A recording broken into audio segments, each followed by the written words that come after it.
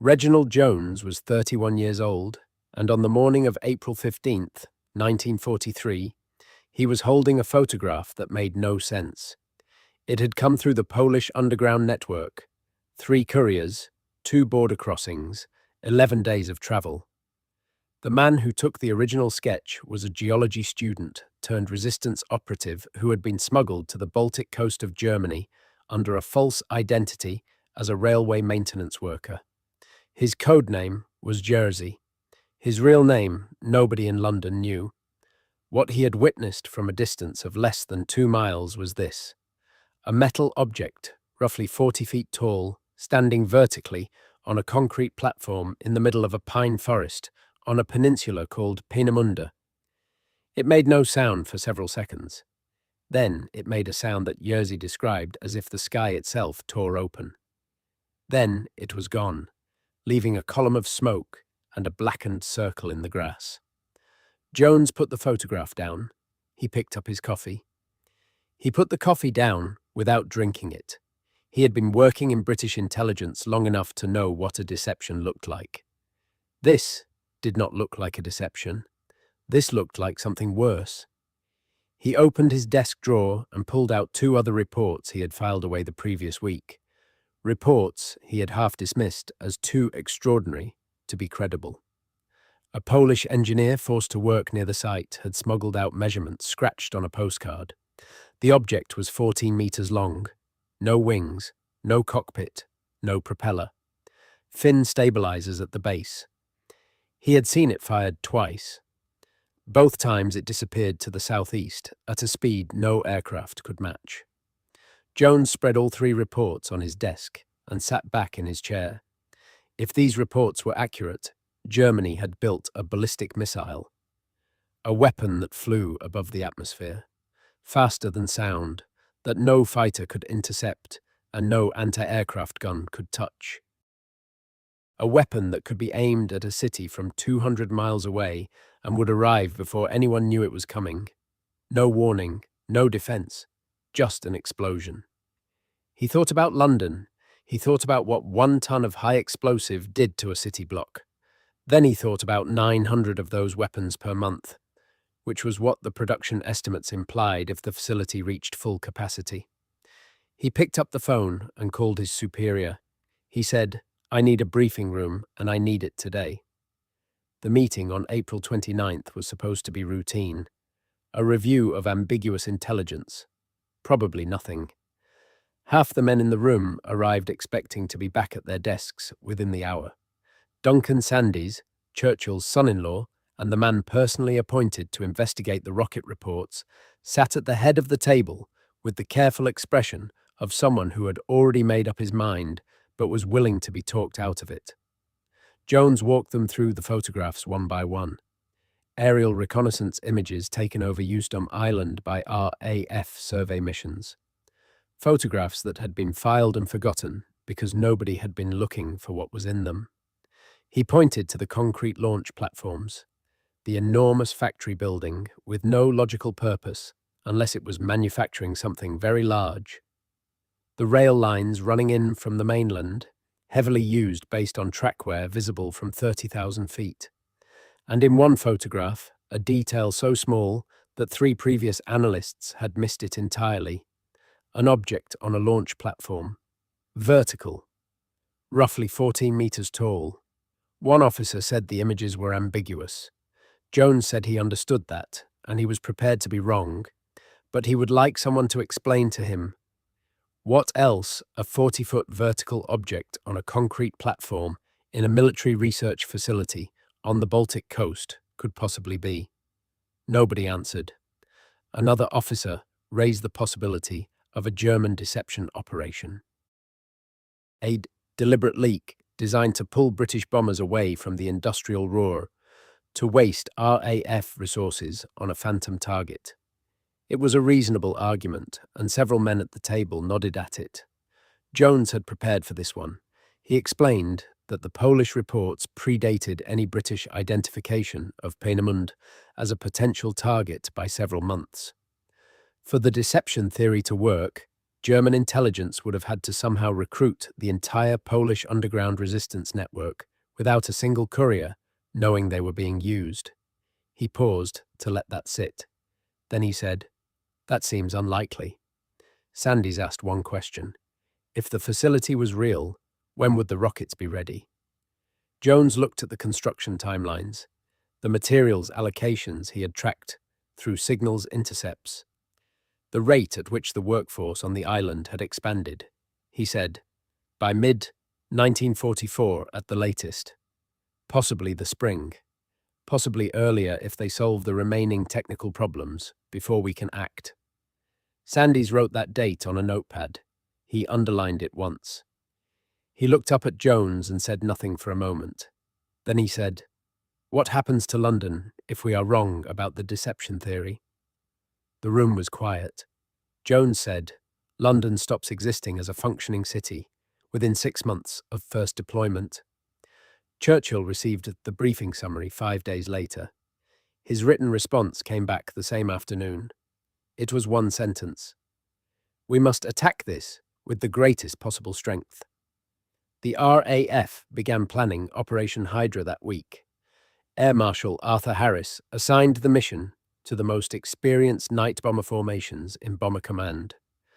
The final count came to 596 aircraft, Lancasters, Halifaxes, Stirlings.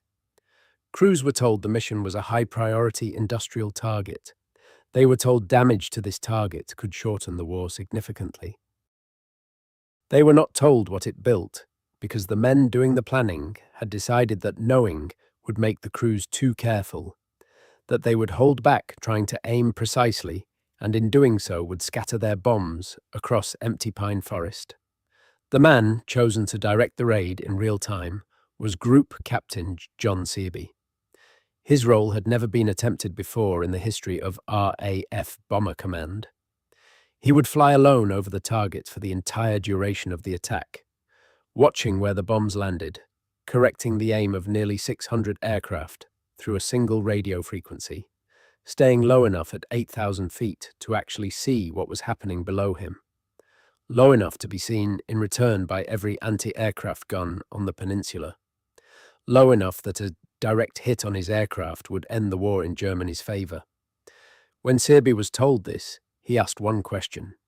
He asked whether his Lancaster would be carrying bombs or just the radio equipment needed for target marking. He was told, just the radio.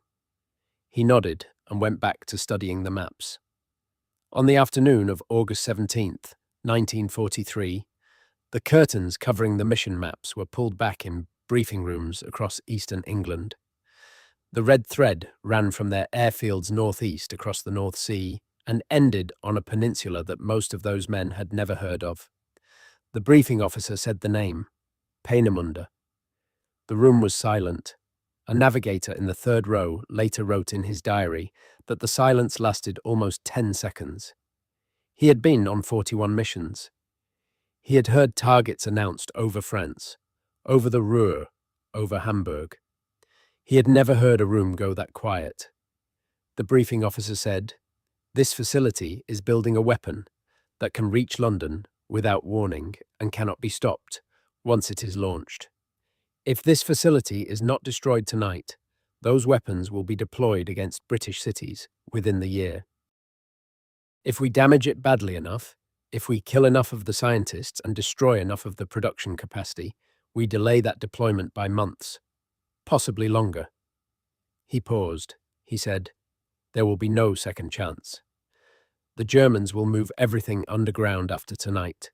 This is the only opportunity Bomber Command will ever have to hit this target in the open."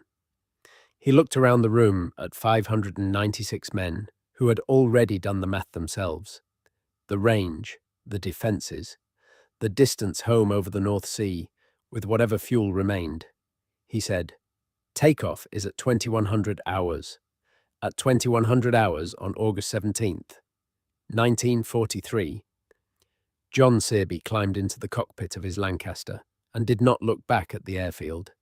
He had a habit before difficult missions of leaving something unfinished on his desk. A letter half written. A report with one section blank. His ground crew thought it was superstition. It was not superstition. It was a practical decision he had made after his 23rd mission, when he realized that men who believed that they were coming back actually flew better. The unfinished letter was a reason to return. Tonight, the letter on his desk was addressed to his wife. It ended mid-sentence. He had written, "I want you to know that whatever happens, I never once regretted." He had stopped there deliberately. He would finish it in the morning. What he knew, and what almost nobody else in England knew that night, was that the next 6 hours would determine whether London survived the following year intact or burned under a weapon that no one could shoot down and no one could outrun. His job was to fly alone over the target for the entire duration of the attack at 8,000 feet, watching where 596 aircraft dropped their bombs, correcting their aim by radio in real time. No other RAF operation had ever been run this way. Nobody had a name for what he was doing yet. They would later call it master bombing. Tonight it was just Searby, a radio and a Lancaster with no bombs. If he went down, the correction system went with him. The raid would scatter, Peenemünde would survive, and within 12 months, the first operational V-2 rockets would begin falling on London at a rate that British intelligence estimated at 900 per month. He lifted off at 21:13. 595 other aircraft followed in the dark behind him. The route went northeast over the North Sea, then east along the Danish coast, then south toward the Baltic. The flight plan was designed to convince German radar operators that the target was Berlin. At 11:47 p.m., all 596 aircraft would turn southeast toward Peenemünde. Until that moment, complete radio silence. The only sound was engines. Searby flew at 8,000 feet. The rest of the bomber stream flew above him. From below, he was invisible. From above, he was a single aircraft flying alone over black water, and he had been doing this long enough to know exactly what that meant for his survival probability if the German fighters arrived early. He thought about a name on the intelligence briefing list: Walter Thiel, chief propulsion engineer of the entire V-2 program. The man who had spent 6 years solving the combustion problems that had defeated every other rocket engineer in Germany. British intelligence had circled his name in red and written a single note beside it: irreplaceable. If Thiel died tonight, the program lost the one person who understood the engine well enough to finish it. The estimate was a delay of 6 to 8 months minimum. Searby did not know which house on the peninsula was Thiel's. The bombers would hit the housing compound, and mathematics would do the rest. He was still thinking about this when he looked at his watch and saw it was time to turn. 8 de Havilland mosquitoes had taken off from RAF Marham 40 minutes before the mainstream. They were not heading to Peenemünde. They were heading to Berlin. Their entire payload was deception. Flares, signal cartridges, electronic noise on every frequency the German night fighter network monitored. No bombs. Just enough theatre to convince one German controller to make one wrong decision. The German night fighter force that night was more than 200 aircraft, all within range of Peenemünde. RAF planners had calculated the loss rate if those fighters arrived over the target during the attack. The number was 50%, 300 aircraft, roughly 2,000 men. The entire operation rested on 8 mosquitoes and one man's decision. The mosquitoes reached Berlin at 11:43 p.m. The flares went down over the city centre. The frequencies lit up with noise. The German fighter controller on duty was Hans Hermann, experienced, methodical, not easily panicked. He looked at his screens. He saw contacts developing over Berlin. He saw flares going down over the capital.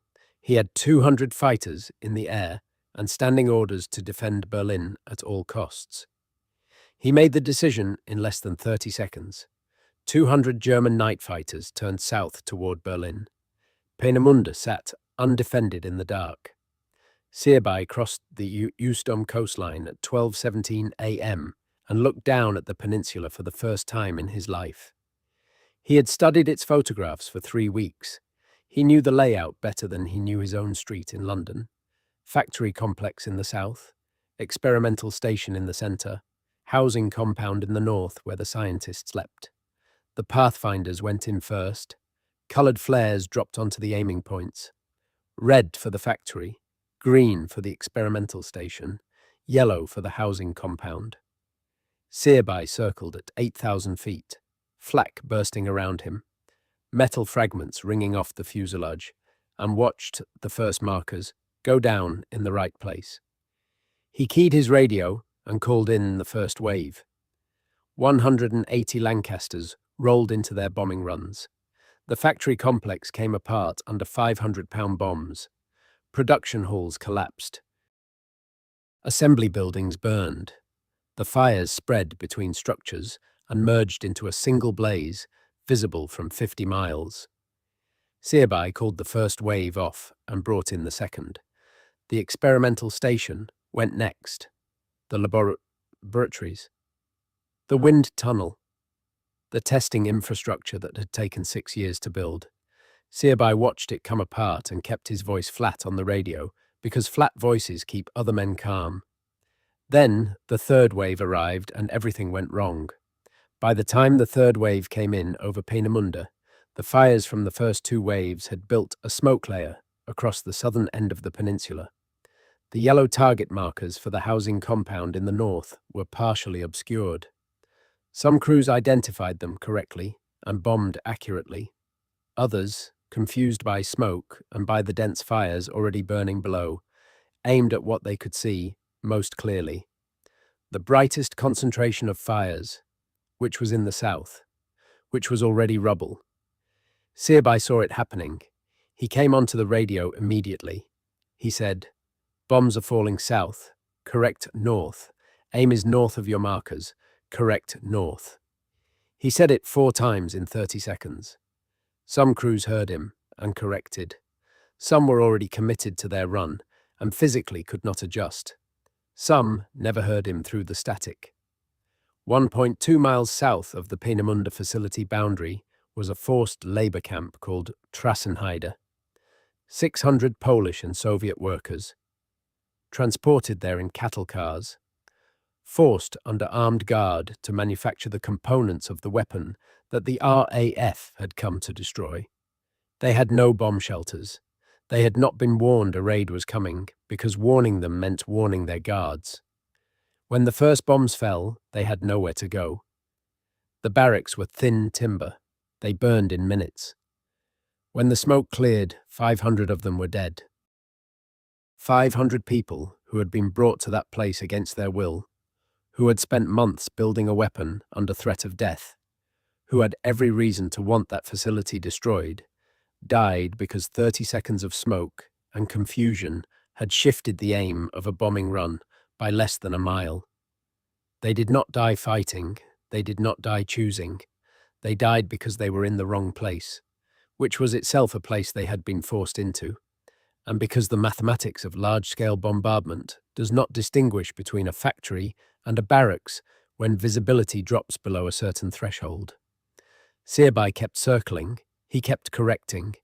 He stayed at 8,000 feet with flak bursting around him, because that was his job, and leaving would not bring anyone back. His Lancaster took 3 hits during the attack. 1 shell punched through the rear fuselage without detonating. 1 destroyed a section of port wing that was not structurally critical. 1 shattered the navigator's window and filled the cockpit with cold Baltic air. Nobody was wounded. Searby held his altitude and his frequency until the last bomber cleared the target. At 12:54 a.m., Hans Hermann stared at his radar screens in Berlin and understood what had happened. The contacts over the capital were gone. The mosquitoes had turned for home. There had never been any bombers coming for Berlin. He had defended a city that was never under attack, and while his 200 fighters were racing south, someone had methodically destroyed the most important weapons facility in the Third Reich. He had been in the Luftwaffe long enough to understand what this meant. Not just for tonight, for the war, for him personally. The thought that went through his mind in that moment was not tactical. It was very simple. He thought, I made the wrong decision and I cannot take it back. He vectored his fighters north. They arrived over Peenemünde at 1:06 a.m. The main bomber stream was already turning northwest for home, beginning the long leg back across the Baltic. The German fighters came in from the south and hit the trailing aircraft first. The ones furthest from home. The ones lowest on fuel. The ones whose pilots had already survived the target and were thinking about the English coast and the letter they had to finish. The ones who believed that the worst was behind them. That belief killed them. In the next 40 minutes, the Luftwaffe shot down 40 RAF bombers over the Baltic Sea. 40 aircraft, 280 men. Most of them went into the water at night, far from any coastline, in a sea that was cold even in August. Search and rescue arrived at dawn. They found oil slicks spreading across miles of flat water and sections of wing and pieces of things that had once been aircraft and almost nothing else. 280 men who had survived the most heavily defended target they had ever been sent to, who had turned for home and reduced their throttles and begun to breathe again, died in the last 40 minutes of a mission they had already completed. Searby landed at 3:41 a.m. He climbed down from the cockpit and stood on the tarmac for a moment. His ground crew chief walked over and asked how it went. Searby said, "We hit it." He went inside. He sat down at his desk. He looked at the letter for a long moment. Then he picked up his pen and finished the sentence he had left incomplete 8 hours earlier. He wrote, "I never once regretted any of it. Werner von Braun was alive because he had gone to bed late." On the night of August 17th, 1943, the man who had spent the last decade building the V-2 rocket was sitting in his office in the experimental station when the air raid sirens started. He walked outside, looked north toward the housing compound, and saw the first Pathfinder flares going down over the factory complex. He did not run immediately. He stood for a moment and watched the colored light falling through the Baltic night, and he understood with complete clarity what was happening. Someone had found them. Someone had found them and had sent what sounded like the entire RAF to finish the job in a single night. He ran for the nearest shelter. The bombs missed his office by 40 meters. He spent the next 3 hours in a concrete shelter, listening to Peenemünde come apart above him. The explosions were close enough that dust fell from the ceiling in a continuous shower. The shelter shook with each impact. At one point, the door buckled inward from a nearby blast, and a junior engineer sitting across from von Braun began praying out loud in a voice that was trying very hard to sound quiet. Von Braun said nothing. He sat with his back against the concrete wall and did the only thing that kept him functional in situations he could not control. He ran calculations in his head, not about rockets, about survival probability, about how deep a standard RAF bomb penetrated before detonating, about how much concrete was above him, about whether the numbers were adequate. He concluded they were adequate. Barely.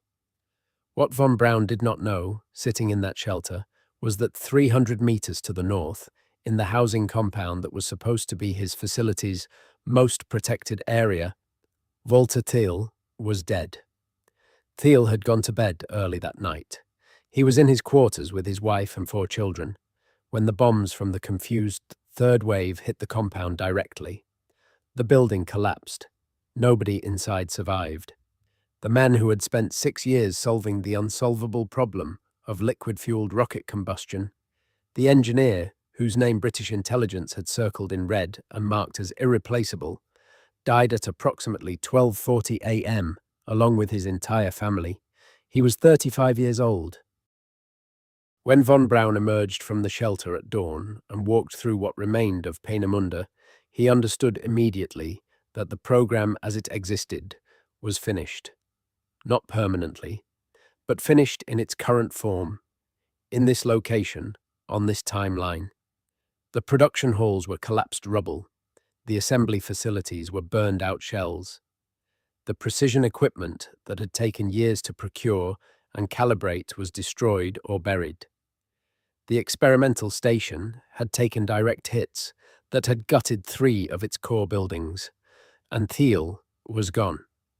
Von Braun stood in the wreckage and did the arithmetic that his entire career had trained him to do. He calculated how long it would take to rebuild. He calculated what could be salvaged and what could not. He calculated the gap between where the program had been at midnight and where it needed to be before the first operational rocket could be fired in anger at a city. The number he arrived at was not 6 months. It was not 8 months. His private estimate, which he wrote in a personal notebook that survived the war and was recovered by American intelligence in 1945, was that the raid had pushed the operational deployment of the V-2 back by a minimum of 6 months, and possibly considerably longer, depending on decisions that had not yet been made in Berlin. Those decisions were made within the week. Heinrich Himmler arrived at Peenemünde 4 days after the raid. He walked through the damage with von Braun and said very little. Then he said everything. The rocket program would be moved underground, not relocated to another surface facility. Underground, into the Harz Mountains in central Germany, into a tunnel system called Mittelwerk that had been used for storing fuel. The tunnels would be expanded. The production equipment would be reinstalled inside the mountain. Allied bombers could not reach it there. The RAF could not do to Mittelwerk what they had done to Peenemünde. Von Braun asked how long the relocation would take. Himmler said, "As long as it takes. But it will be faster than you think. We have labor." Von Braun understood what that meant. He did not say anything. He wrote in his notebook that evening that he understood the program would continue, and that it would continue regardless of what he thought about anything, and that the question he was going to spend the rest of his life trying not to answer was what he could have done differently. The labor Himmler had referred to was 60,000 prisoners from the concentration camp system, primarily from a new camp called Dora that would be built directly adjacent to the tunnel entrance. They worked in shifts inside the mountain, in air thick with cement dust and explosive residue, with no ventilation, adequate for the number of people working, sleeping on wooden bunks installed in the tunnels themselves, because there was not yet enough housing outside. The average life expectancy of a prisoner assigned to Mittelwerk in its first months of operation was estimated after the war at less than a year. By the time the war ended, roughly 20,000 of them were dead. Exhaustion, starvation, disease, execution for sabotage, real or suspected. The number of people killed by V-2 rockets during the entire war was approximately 9,000. The weapon killed fewer people than the factory that built it. This was not a fact that appeared in any RAF operational summary. It was not discussed at the post-war briefings where the Peenemünde raid was assessed. It emerged slowly, over years, as researchers worked through the Dora camp records and the Mittelwerk production files and began to understand the full chain of consequences that had followed from one night of bombing on the Baltic coast. The RAF's own assessment of the raid, completed in September 1943, was straightforwardly positive. The production facility had been destroyed. The experimental station had been severely damaged.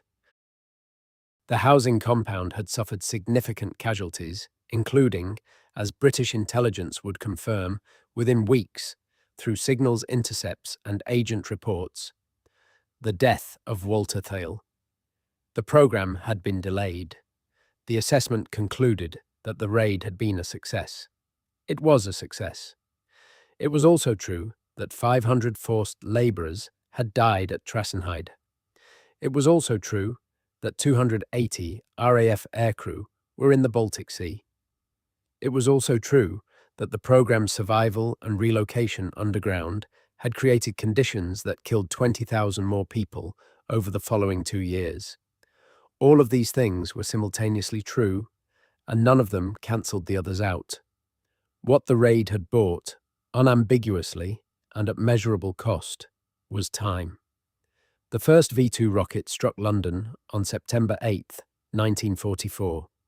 It hit Staveley Road in Chiswick at 6:43 in the evening, killed 3 people, and left a crater 30 feet across. Nobody heard it coming. The rocket travelled faster than sound. The explosion arrived before the noise of its approach, which meant that Londoners experienced the blast first and the sound of its flight second, a sequence that made no instinctive sense and that people who survived multiple strikes described as uniquely disorienting, as if the world had briefly stopped following its own rules. By the time the first rocket hit London, the Normandy landings had happened. American and British forces were advancing through France. The strategic situation had fundamentally shifted. The V-2 campaign that followed, 3,172 rockets fired at Allied cities over the next 8 months, was terrible. It killed roughly 9,000 people. It caused enormous damage and enormous fear. But it did not break the Allied war effort. It did not collapse civilian morale in the way that a sustained rocket campaign beginning in late 1943, before Normandy, before the strategic situation had stabilized, might have done. The RAF planners who designed Operation Hydra had understood this clearly. The goal was never to stop the V-2 permanently. Permanent was not available. The goal was delay. 6 months, 8 months. Long enough for the broader war to reach a point where the rockets arrived too late to change its outcome. That is what happened. The math worked in the specific and brutal way that wartime mathematics tends to work, which is to say, it worked at a cost that nobody involved would have chosen if they had been given a choice. Werner von Braun surrendered to American forces in May 1945. He was 33 years old. He brought with him a team of over 100 engineers and more than 14 tons of technical documents that he had hidden in a mine before the German surrender. He was taken to the United States under a program called Operation Paperclip. He became an American citizen in 1955. He led the development of the Saturn V rocket that carried the Apollo missions to the moon. He died in 1977 and was buried in Alexandria, Virginia. His obituary in the New York Times did not mention Peenemünde. It did not mention Mittelwerk. It did not mention Dora. It described him as one of the great engineers of the 20th century, which was accurate, and said nothing else about the conditions under which his greatest work had been done. The 280 RAF aircrew who died in the Baltic on the night of August 17th have no graves. Their names are on the RAF Memorial at Runnymede, carved into stone panels alongside 20,000 other men who were lost over water and never recovered. Panel after panel of names, men who flew out and did not come back, men whose families received telegrams and then nothing else. No body, no location, just a name on a wall in Surrey, and the knowledge that somewhere under the Baltic Sea, in cold water, the evidence of what they did that night still exists. The forced labourers of Trassenheide have no memorial at Peenemünde. The site was in East Germany until 1990. Access was restricted. The records were incomplete. The 500 people who died in the barracks that night were, for 50 years, simply absent from the official account of Operation Hydra. They appeared in the mission records as a targeting error. They appeared in post-war analysis as a footnote about bombing accuracy. They did not appear as people. Their names, most of them, are still not known.